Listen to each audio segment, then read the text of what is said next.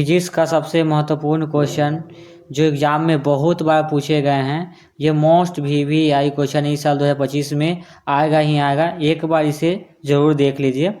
विद्युत मोटर क्या है, इसके सिद्धांत और क्रियाविधि का वर्णन करें। विद्युत मोटर आंसर लिखेंगे।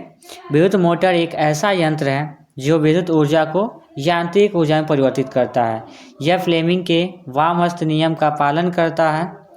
तो विद्युत मोटर क्या होता है कि यह एक यंत्र है, ऐसा यंत्र है जो क्या करता है कि विद्युत ऊर्जा को यांत्रिक ऊर्जा में बदलता है। जैसे कि हम लोग विद्युत ऊर्जा ले लेते हैं और उसको क्या करता है ये यंत्र, इससे यानी कि जैसे पंखा चलाना हो, कूलर चलाना हो, मतलब कि ये मशीन को, यंत्र को चलाने का काम करता है।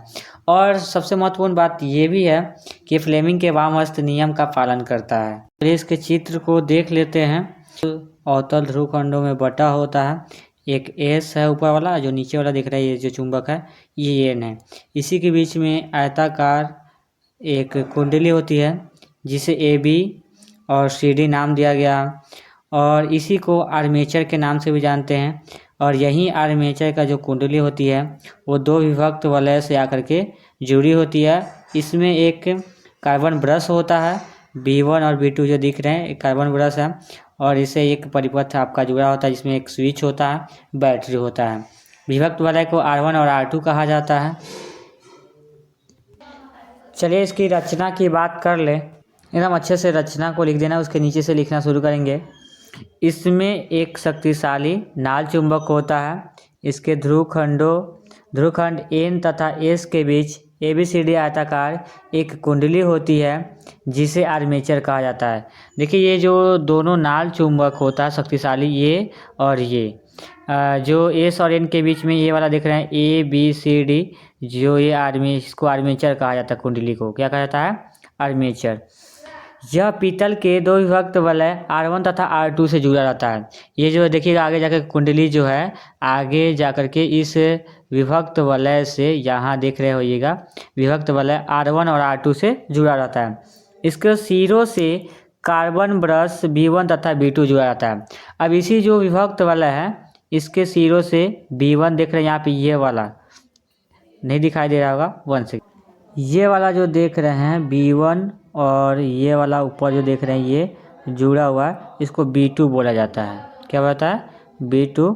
यही है आपके कार्बन ब्रश जुड़ा रहता है। फिर अब इसके क्रियाविधि की बात करें।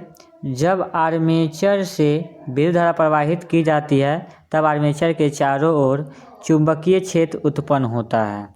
तब चुंबक के चारों ओर चुंबकीय क्षेत्र उत्पन्न होता है, मतलब कि जब इस आर्मेचर से होकर के विद्युत धारा प्रवाहित की जाती है इससे, तो क्या होता है कि आर्मेचर के चारों ओर विद्युत क्षेत्र उत्पन्न होने लगता है।